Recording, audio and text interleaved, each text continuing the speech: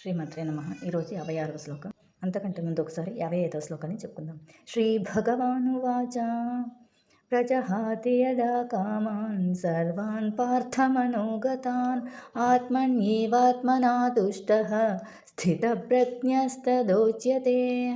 56వ శ్లోకం. దుఃఖేష్వనుద్విగ్నమనాః సుఖేషు విగతస్పృహః వీతరాగభయక్రోధః స్థితధీర్మునిరుచ్యతే. దుఃఖేష్వనుద్విగ్నమనాః అంటే దుఃఖముల నడుమ మనస్సులో ఉద్వేగములకు లోను కానివాడు. సుఖేషు సుఖములలో విగత స్పృహాః పొంగిపోనివాడు. వీతరాగ భయక్రోధ మమకారము భయము కోపము లేకుండా స్థితధీర్ముని రుచ్యతే జ్ఞానోదయం అయినవాడు ముని అనబడును.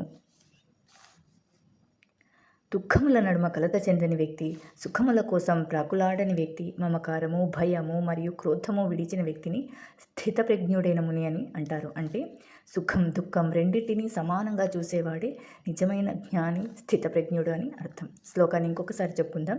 దుఃఖేష్వనుద్విగ్నమనాః సుఖేషు విగత స్పృహః వీతరాగ భయక్రోధః స్థితధీర్మునిరుచ్యతే. 57వ శ్లోకాన్ని రేపు చెప్పుకుందాం.